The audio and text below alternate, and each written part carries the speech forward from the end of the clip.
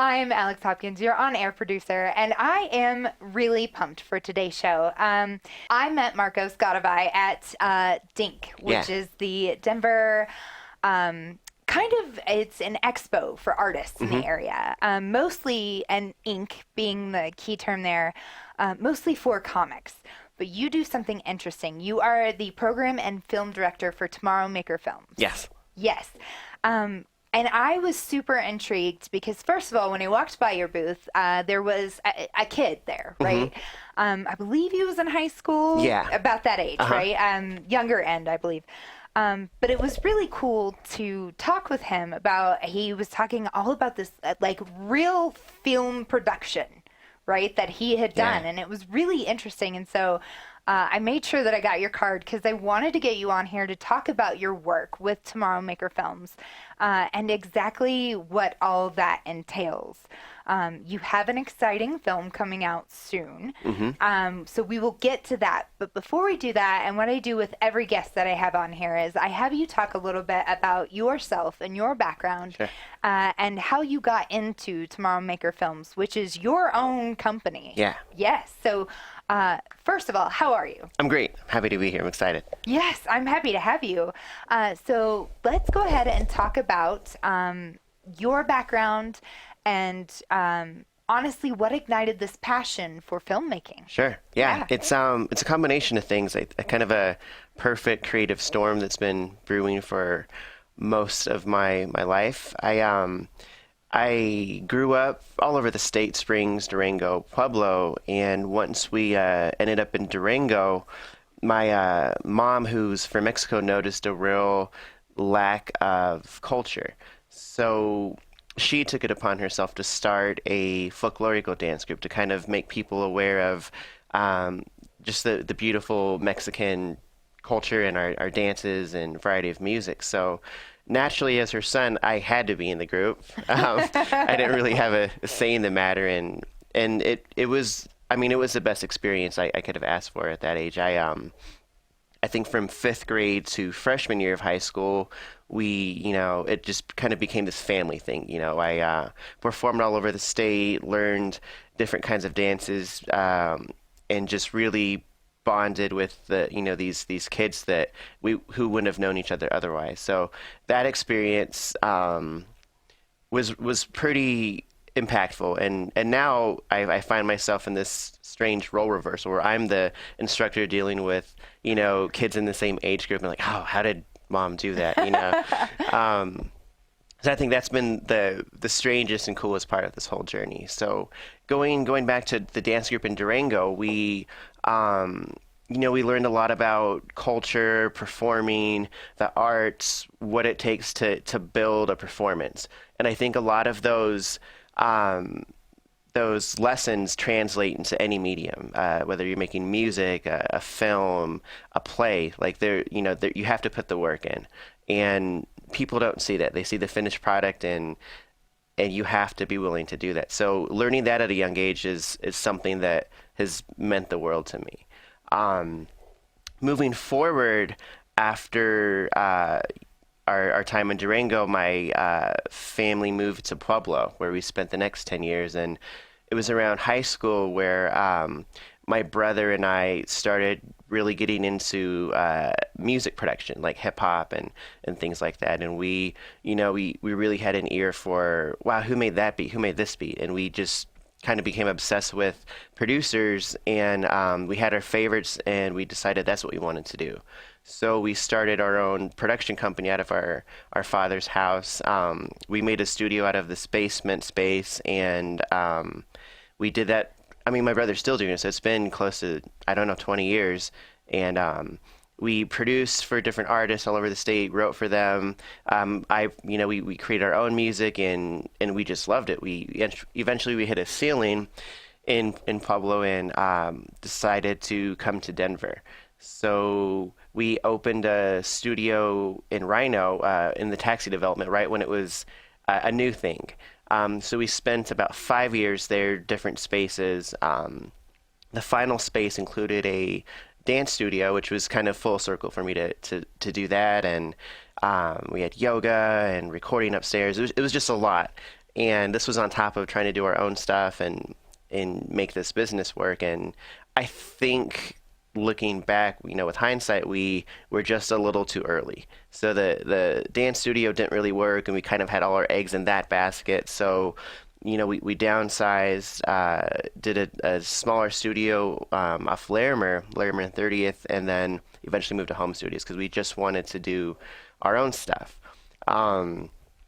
So from there, as a musician, you have to take on any and whatever job you can just to kind of pay the bills and pay for your passion. So I have this chalk wall in my house, and there's a section on it where I have a list of all of the jobs that I've taken, and it's massive.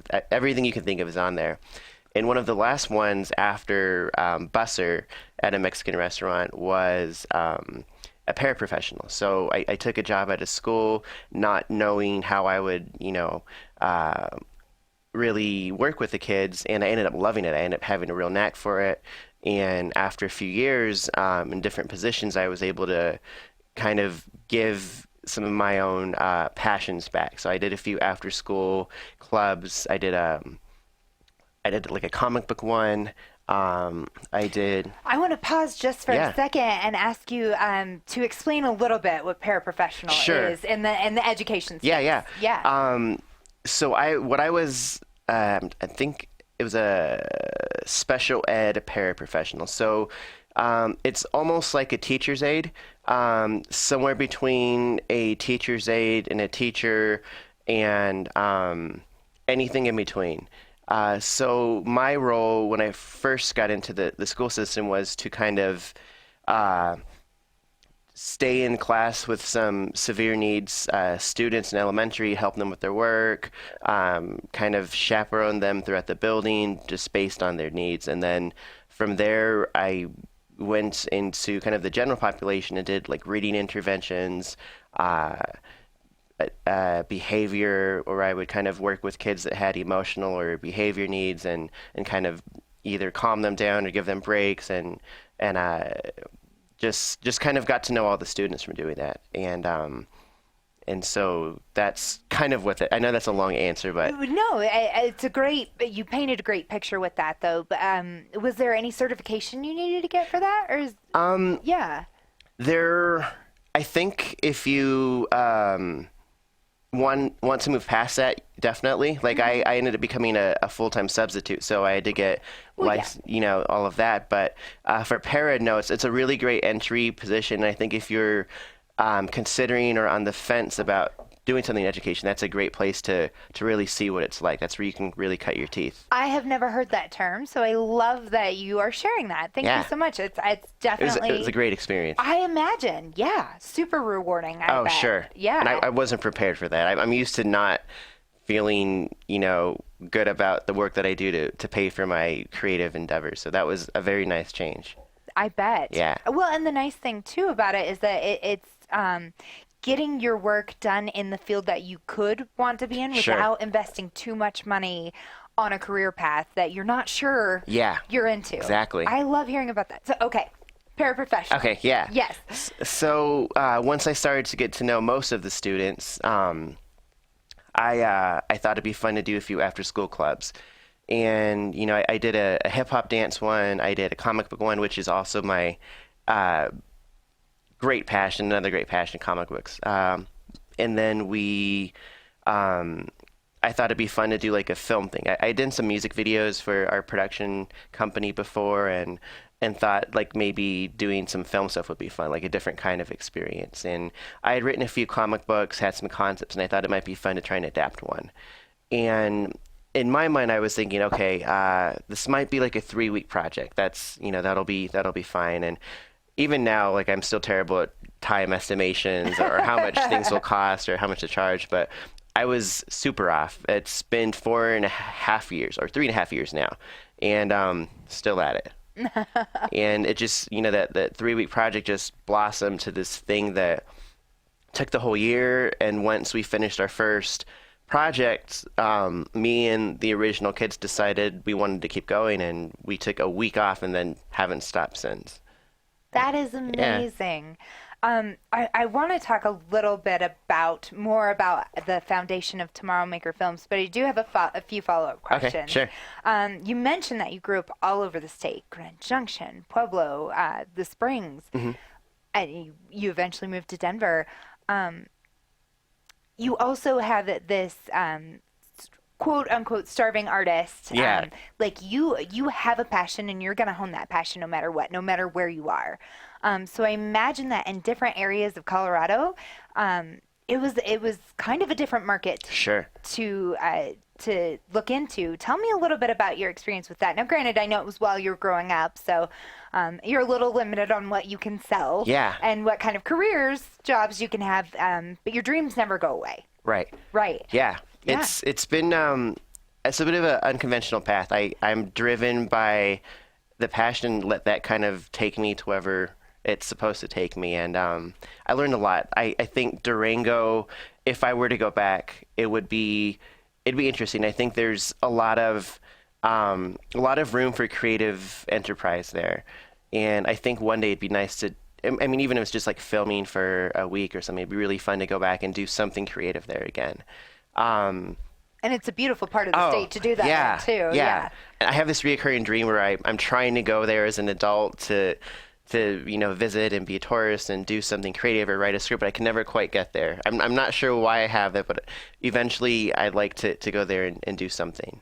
Pueblo is it's a lot of things. It's a very interesting small town. I think they're kind of stuck in this time warp where for every innovative and positive enterprise or creative endeavor, something else like leaves or goes to another city. So it's hard to really build something substantial there. There's some amazing people there fighting the good fight.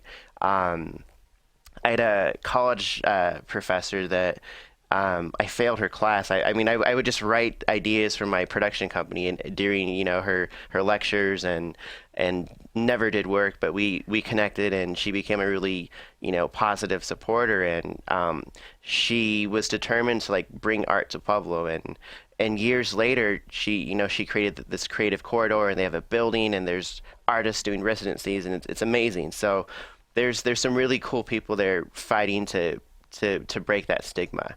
My brother and I, we couldn't afford to wait for that to turn around, and we were trying to do our own stuff and couldn't devote the energy to fighting that other fight. So we came to Denver, where it was a much more fertile territory for music. I mean, it's such a great music scene, and there's opportunity anywhere you look if you really want it. So that was a great place for us. Yes, and I definitely agree with you. I think our music scene is pretty underrated here, Yeah. actually. I think there are a lot of great artists, but because the market is, I wouldn't say overly saturated by any means, but a lot of people do come to Denver from Pueblos, from the Grand Junctions, right? Because it is a better market to sell here.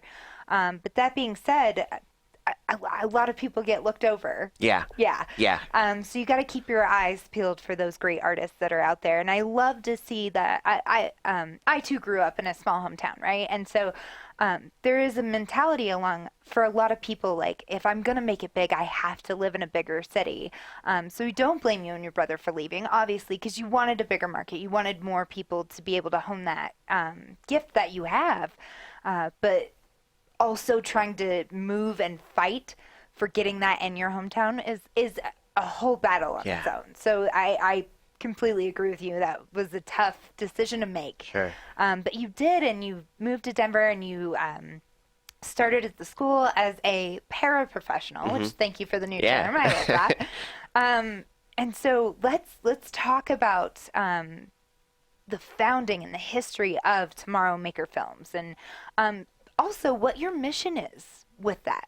Yeah. And Yeah. I think the mission kind of evolved. I mean, like I had mentioned, it was just something that was meant to be a 3-week side endeavor. I'd spend a few hours a week on, and not this driving force that, would completely change the direction and shape of my life. But, and sometimes I think if you have a mission, it changes your perspective on how you work and what what you do. And for me, it's all about the feeling. Like I do this thing that makes me happy and makes other people happy, and then through that I'm able to make to find a mission in that joy.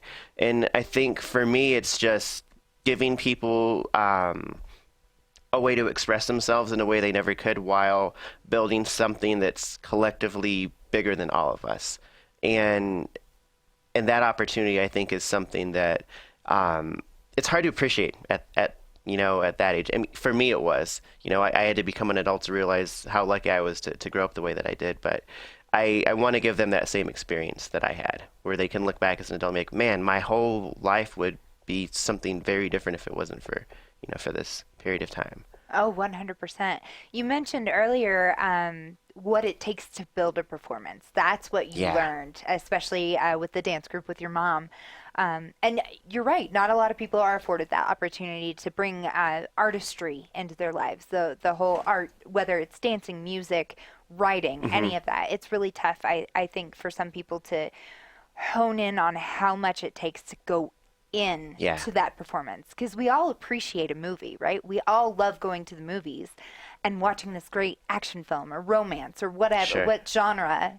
And it's awesome, and it's 2 hours of your life, right?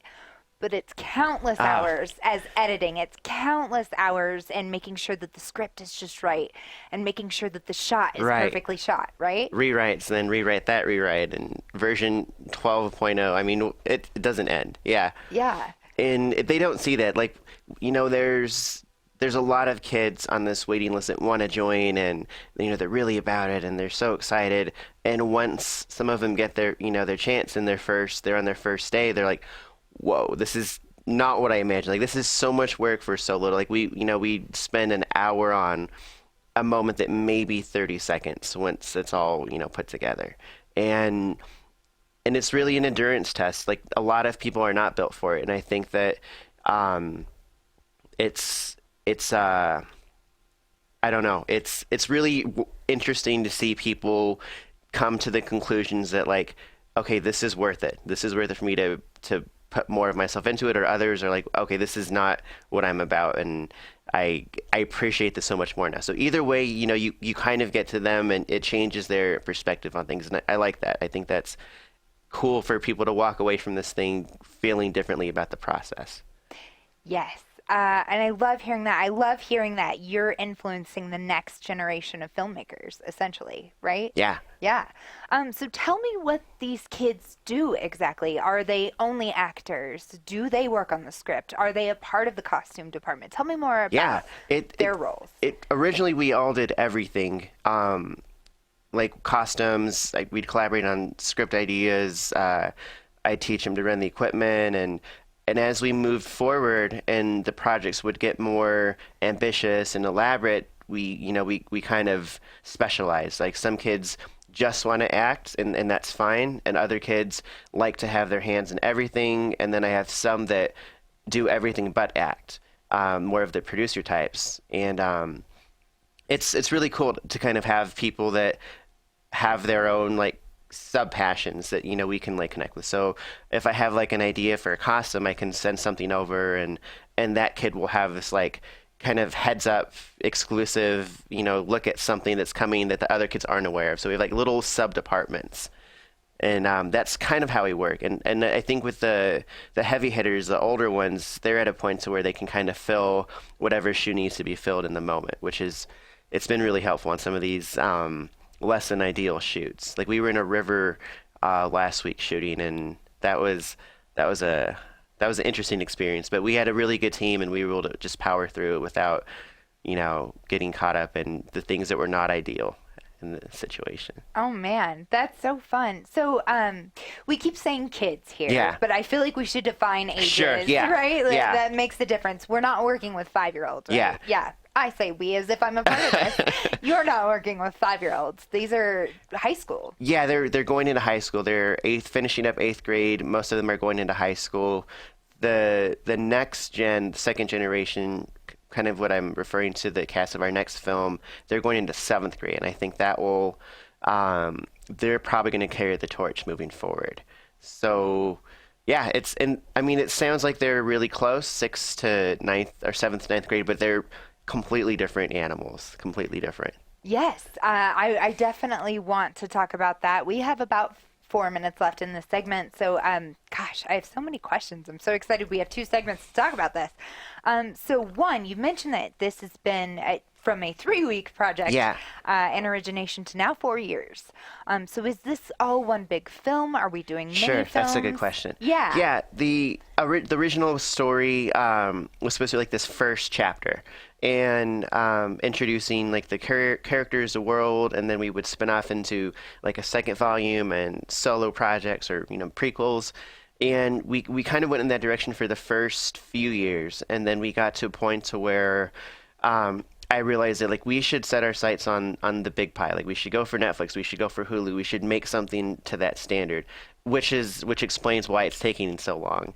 But in order to do that, I wanted to really tell our original story the right way. So we've been working on a full reboot of our original movie from 2016, 15. Awesome. Yeah. Which I love hearing. And again, for the audience out there, please visit Tomorrow Maker Films. Google that. It's really it's an awesome story. Thanks. And I love hearing about that. In the next segment, we're going to cover more about what's upcoming and Sure. how that works. But before we get there, gosh, I'm at a loss for words when it comes to your work with these kids. As we were talking off air before we got on air, one thing that continually gets debated about in schools, and I don't think should ever be debated, is removing arts programs. Right? That's a constant talk for whatever reason. But just recently, and excitingly so, the acronym STEM, Science, Technology, Engineering, and Math, has changed to STEAM. So that A in STEM is including arts. Yeah. Right, as we talked about, and we both are in an artistic field, and that doesn't mean painting. That doesn't Sure. just mean acting, right? There's plenty of fields out there that need artists. Graphic design, for example. You can't create a rocket without some graphic design, Yeah. right? So the arts are extremely necessary, and not only does it play a great role in educational purposes, it's a wonderful outlet for these kids. Yeah. Talk about how they're doing. Yeah. And I mean, there's two ways that I kind of look at it. I think I look at it in terms of like logistics. I think, we have this cool idea. What do you think? Oh my gosh, let's do it. But then we have to okay, how do we do it? There's this whole logistical process that we have to go through. And it's not always fun, but the more you do it, the easier it is to figure things out. And I think that's invaluable. Like they can do anything with that skill. We don't see hurdles, we see opportunities. And I think to learn that at a young age is just perfect. It's so important. The self-expression art piece is also, I don't think you realize how important it is until you don't have the opportunity to do it. And as some of the older kids move on and do some other things, then, the perspective might change. I know if I didn't have the chance to do it, I would go mad because it's just such an important part of my life. And for them to get that, what's exciting is they might find other ways to do that later on, knowing that they'll feel better about themselves once they can do that. So that's kind of that piece of it. I love hearing that. If there's one thing I think that's really tough to come by at the age of 6th, 7th, 8th grade, it's confidence. Yeah. Yes. And this is one of the many ways that you can instill that confidence and autonomy into these kids. And I think that's a beautiful thing that you're doing. We're going to take a quick break here on Connect and Collaborate. So stay with us. Click on the link in the description below so you can find more information about Tomorrow Maker Films. We'll be right back. Stay with us. Welcome back to Connect and Collaborate. Once again, I'm Alex Hopkins, your on-air producer, and I am having quite the stellar conversation here with Marcos Garibay. And he is the program and film director for Tomorrow Maker Films. Yeah. And we learned in the last segment that this came about. You were a paraprofessional in the school system. And so you started to work with these kids and you started to see that you were making a difference. But you have a passion in and of yourself for creating, whether that's in the music world, in the dance world. You know what it takes to build a performance, which is beautiful. And so you wanted to found Tomorrow Maker Films. And so you started working with these kids, and kids, we say, Yeah. but they're in like the seventh, eighth grade ages. So exciting stuff. You had a movie that came out in 2016, and it was great movie. Again, I highly recommend seeing it. It's super awesome. But you're doing a full reboot of that, Yeah. and that is due out this August. Correct. Yeah. Okay. So tell me a little bit about what we can expect from this. Because we also talked about 3-week project turned into Yeah. a 4-year project. So you have some OG, as Yeah. you lovingly call them, some OG kids from the first film that are sticking around and working with these younger kids. So you have new students coming in every year, but the project itself still remains the same. Yeah. Yeah. It becomes a bit more ambitious each time. Yeah. And it definitely changes and evolves, but the core of it is the same. I think the best way to describe the film, the elevator pitch, is Lord of the Flies meets X-Men. So, we're taking a small group of kids, putting them in a very strange sci-fi situation. They wake up in a small town, the adults are missing. So, what do? Do you freak out and loot the place? Do you try and create your own new society? Do you search for them? So we kind of put these kids in a weird situation. And there's many perspectives on how to handle, being in a situation like that. So that's kind of what our film deals with, and we have some time travel, alien, sci-fi elements peppered in. And the way that we're shooting this, part of the reason we're doing this reboot is because we want to shoot it in the best way possible. We're shooting to Netflix production standards, which is a much more intense, in any way you can look at it, way of doing something. From, I guess, with what we're used to, and with little to no budget. So it's definitely a lot more challenging, but it's possible, and it takes a lot of work. But I think that in the end, people will be really impressed with what we've been able to pull off with the amount of resources and time constrictions and anything else, all these other hurdles. But I think that in the end, the story will stand on its own 2 feet.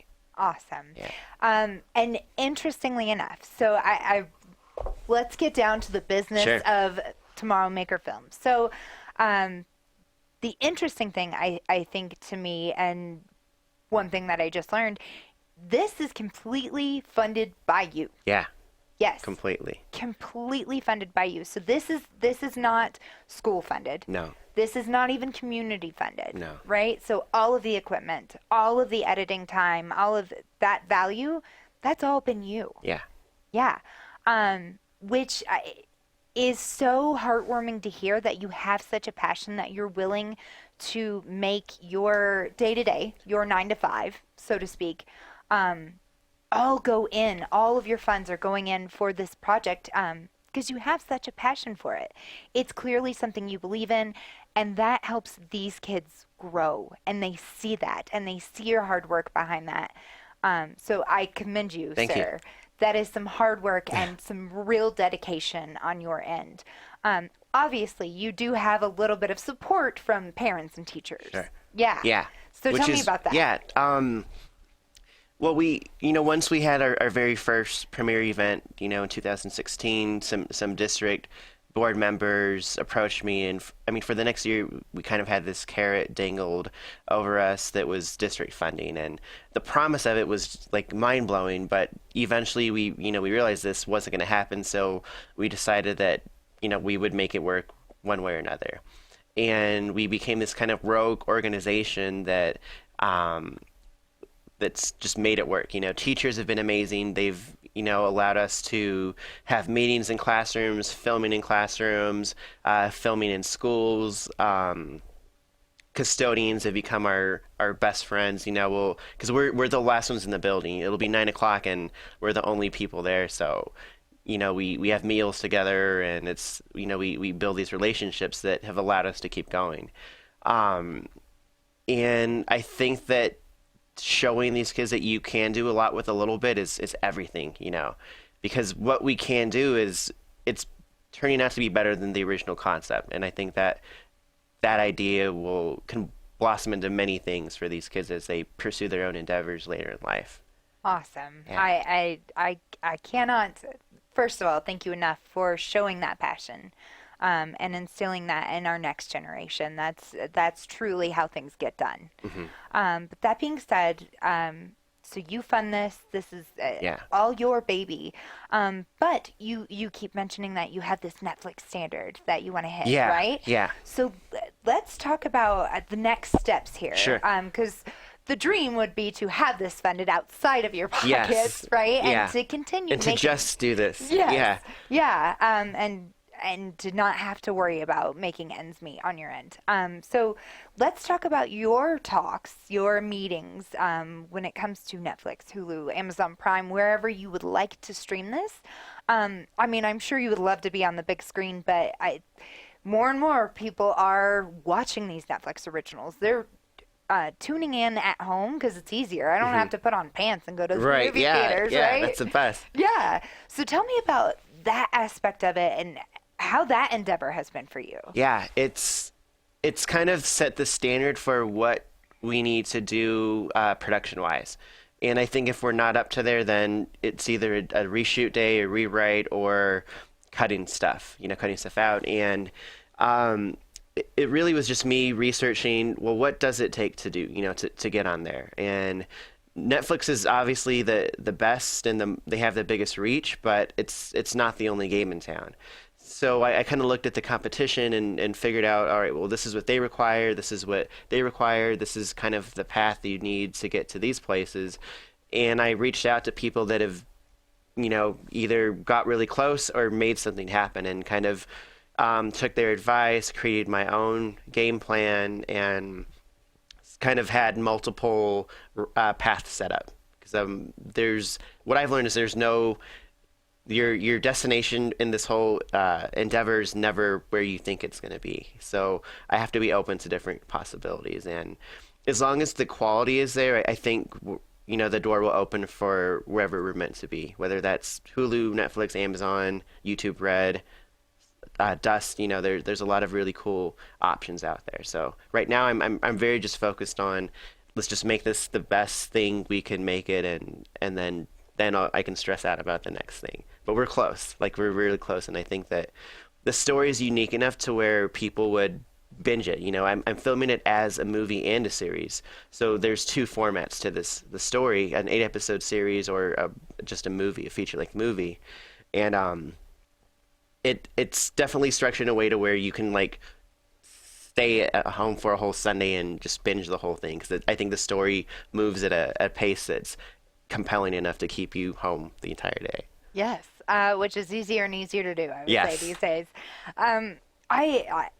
Golly, you have such I'm so impressed with what you're doing here. Again, and you're investing in these kids. And of course, this is about your dream as well, right? You Yeah. wanted to be in filmmaking. This is a passion that you've had your entire life. But also instilling the drive and the motivation to these kids that you can do things and that you can live your dreams out is invaluable, right? That's something that you will always see a return investment on. When you invest in children, they will inevitably invest back into your company and to your future, right? Yeah, and even in them, just to teach them to invest in themselves, I think would be the takeaway. If that's what we accomplish, then that's enough.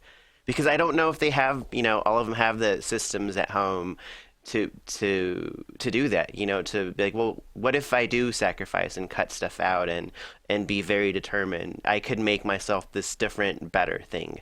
And I think by letting them know that they're worth it, imagine, Yeah. what they could all do. Oh man, confidence, like I said in the Yeah. last segment, that is really hard to come by, particularly at that age. At any age, Yeah. confidence can be Yeah, a tricky subject. It grows, and it's better to plant the seeds as early as possible. 100%. I love hearing that. that being said, I think one thing that you are open to, and correct me if I'm wrong, are sponsorships. Yes. Yes. So I love hearing about this. Is there a particular group, perhaps an organization or a company that you would love to see invest in these kids and in your film? At this point, paying for, shooting days, working at night, to buy pizza, so anything that can help that situation, I'm definitely open to.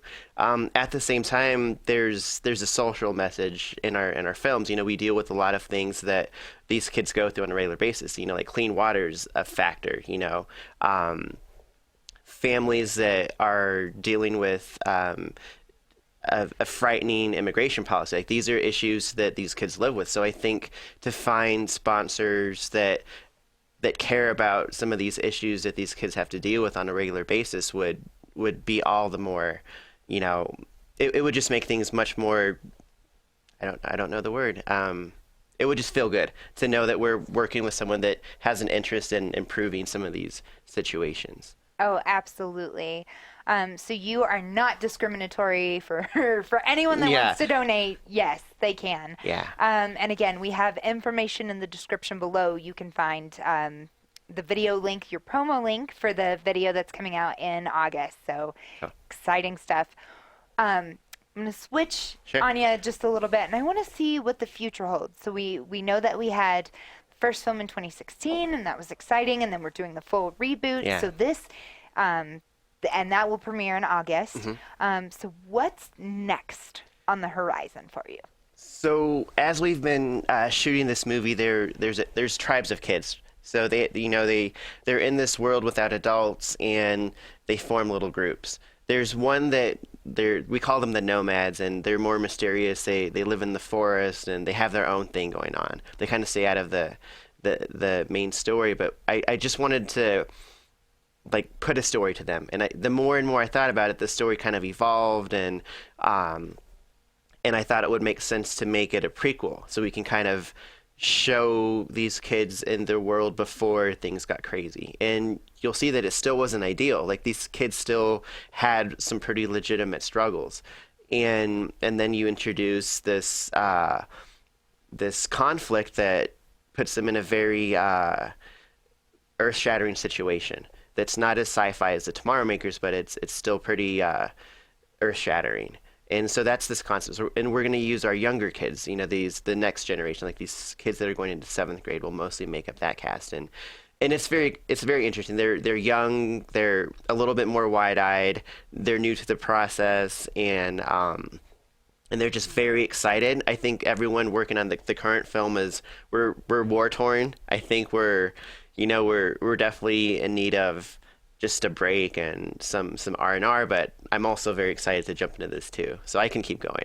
Everyone else deserves a break, but so the next one will be a prequel that deals with this different tribe and explains how they became this kind of tribe family. And this is a lot more not politically charged, but there's a very strong social message that we're dealing with in this story. Like we really tackle the whole fear angle that these kids live with on a daily basis in terms of like deportation and immigrant rights and things like that. So that's central to the conflict of the nomad origin story. I imagine that this is a great way to educate kids on current events. Definitely.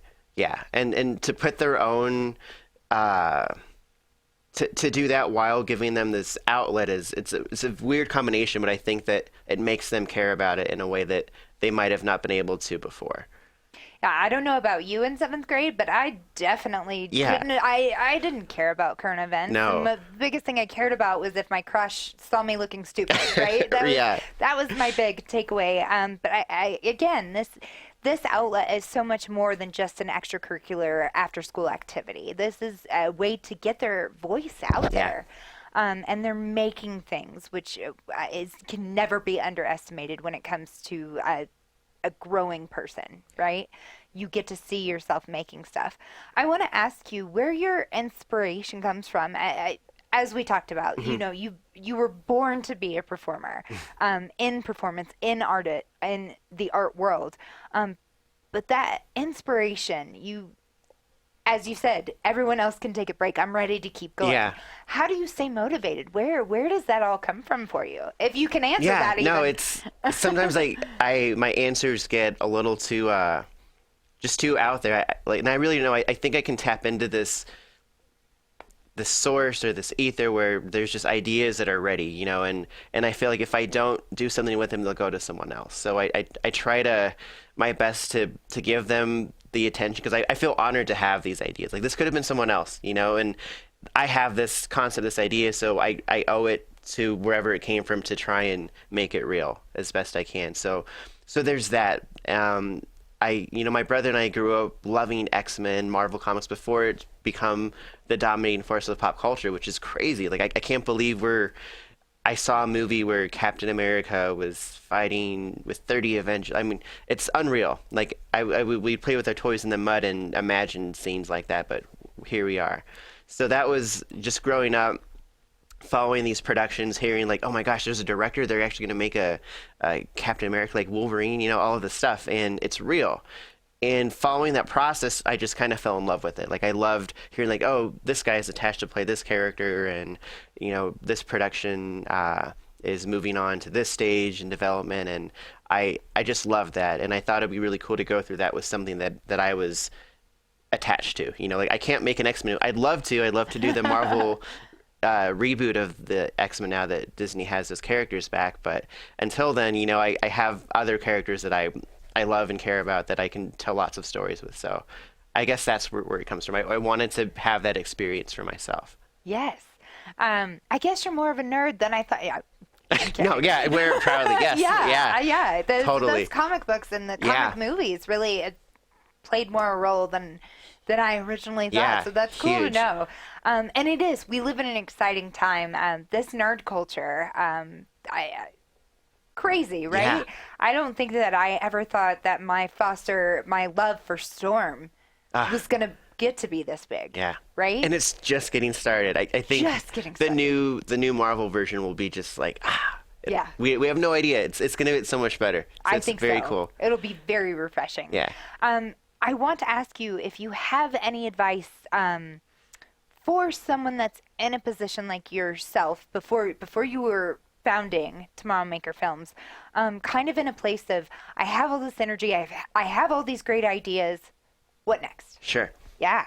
Yeah. I think the most important thing is to start simple and build the foundation with the idea. So maybe you have all these ideas and you want to do this cool thing with this creative energy you have, and that's great. But the first thing you need to do is put those ideas into something that makes sense. That's like a map, whether it's a script or an outline or something. Something to kind of guide your next move.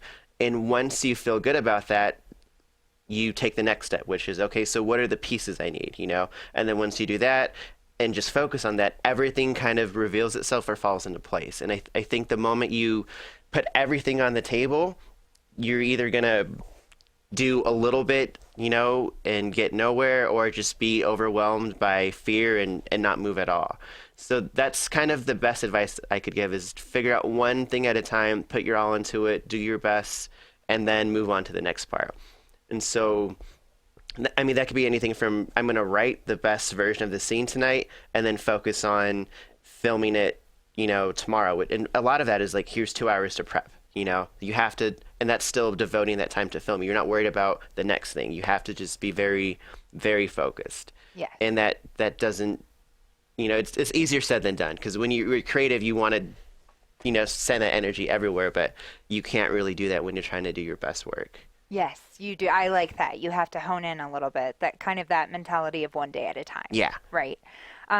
I have to, in the last few minutes here, I want to talk a little bit more about the kids, and your relationship with them, because I imagine that they've taught you a lot. Oh man, yeah. Over the years. Yeah. Any great takeaways? Any, I guess, aha moments with perhaps you were moving in a direction and a kid just said something and you were like, oh wait, Yeah. I didn't even consider that. All the time. Yeah.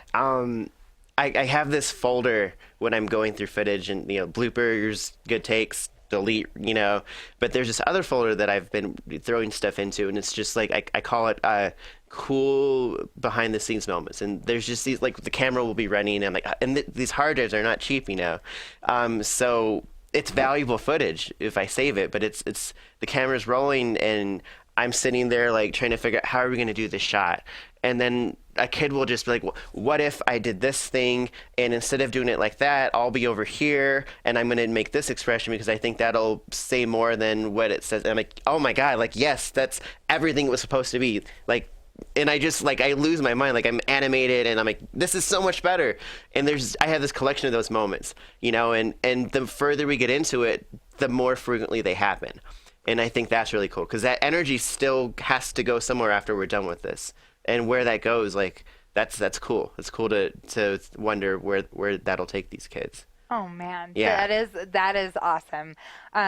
If there's one thing that I don't work with kids very often, but every time that I have, there's always some profound moment that I have with them that it's they have a set of eyes that haven't been jaded yet, which sounds pretty cynical. No, it's so true. Yeah. But yeah, they have these fresh eyes on things, and it's like, why can't I see the world like that anymore? Mm-hmm.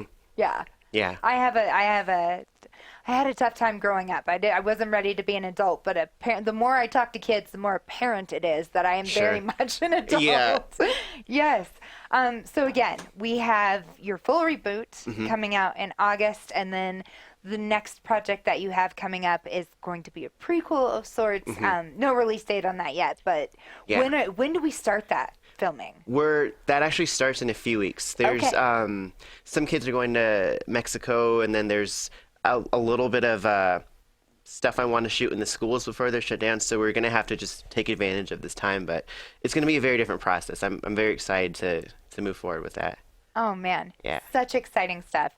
Last couple minutes here, Marcos. Any other thoughts or feelings about these projects moving forward?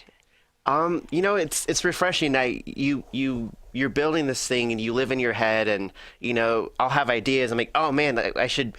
Oh, the kids are in school. That's right. Like we're not all here, out there. So to be able to verbalize this whole story and the process and kind of where we're at, where we'd like to go, I feel better about it because it's like, oh, okay, this is more than this thing in my head that I'm always thinking about. It's become something, and I think you have to just kind of step outside of yourself and look at it as a whole to appreciate where it is or where it's heading. So thank you for that. I appreciate this a lot.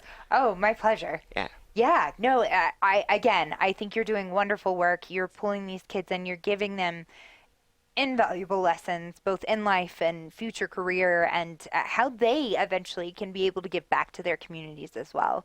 That being said, if I wanted to donate or find more information, where can I go? www.tomorrowmakerfilms.com. We have a merch store.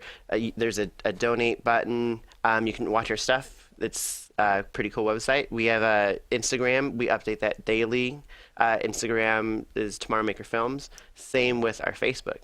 So that's where you can find us, and just check us out. We'd love to get any help or just show you the cool stuff we're making. Awesome. Thank you so much, Marcos. It has been a pleasure. Yeah, it's a lot of fun. Yes, and again, you can find more in the description below, so please check that out. I, for one, am excited to see the film in August. I can't wait for that. Be sure to like and subscribe our YouTube page while you're here. You can find this podcast and more at cobrt.com/radio-podcast. Thank you so much. Thank you. It's been lovely. It's been great.